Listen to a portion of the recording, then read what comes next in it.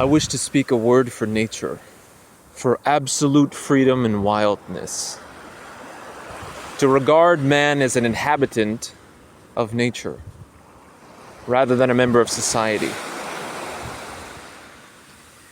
I've met with but one or two persons in the course of my life who understood the art of walking. We should go forth on the shortest walk perchance, in the spirit of undying adventure, never to return. No wealth can buy the requisite leisure, freedom, and independence, which are the capital in this profession. I think that I cannot preserve my health and spirits unless I spend 4 hours a day at least sauntering through the woods and over the hills and fields, absolutely free from all worldly engagements.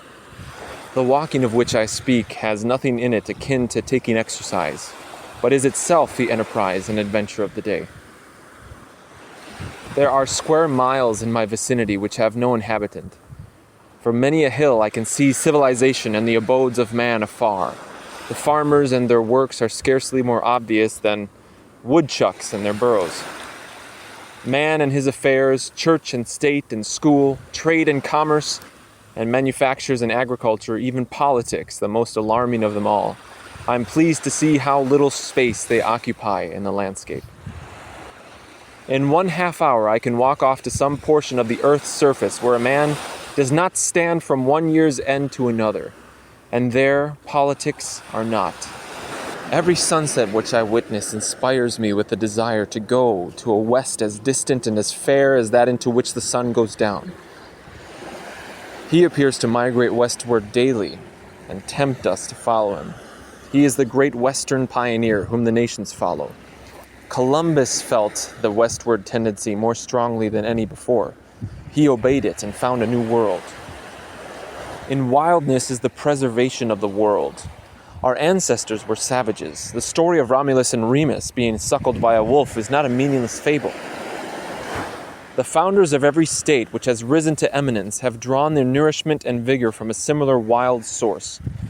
It was because the children of the empire were not suckled by the wolf that they were conquered and displaced by the children of the northern forests who were. I believe in the forest, and in the meadow, and in the night in which the corn grows. Life consists with wildness.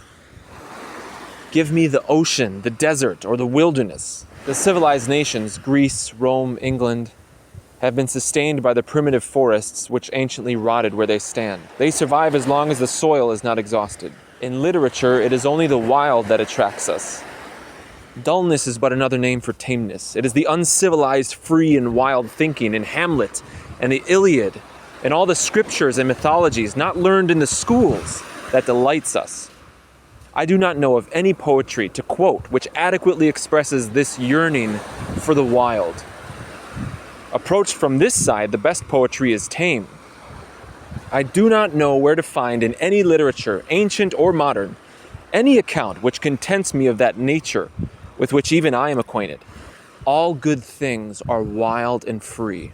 I love even to see the domestic animals reassert their native rights, any evidence that they have not wholly lost their original wild habits and vigor, as when my neighbor's cow breaks out of her pasture early in the spring and boldly swims the river, a cold gray tide swollen by the melted snow. It is the buffalo crossing the Mississippi. This exploit confers some dignity on the herd in my eyes. The seeds of instinct are preserved under the thick hides of cattle and horses, like seeds in the bowels of the earth, an indefinite period. I rejoice that horses and steers have to be broken before they can be made the slaves of men, and that men themselves have some wild oats still left to sow before they become submissive members of society. Undoubtedly, all men are not equally fit subjects for civilization, and because the majority, like dogs and sheep, are tame by inherited disposition, this is no reason why the others should have their natures broken, that they may be reduced to the same level. Here is this vast, savage, hovering mother of ours, nature, lying all around with such beauty and such affection for her children as the leopard, and yet we are so early weaned from her breast to society, to that culture which is exclusively an interaction of man on man, a sort of breeding in and in, which produces at most a merely English nobility, a civilization destined to have a speedy limit. In society, in the best institutions of men, it is easy to detect a certain precocity. When we should still be growing children, we are already little men. I would not have every man nor every part of a man cultivated, any more than I would have every acre of earth cultivated. What is most of our boasted so-called knowledge but a conceit that we know something, which robs us of the advantage of our actual ignorance? My desire for knowledge is intermittent, but my desire to bathe my head in atmospheres unknown to my feet is perennial and constant.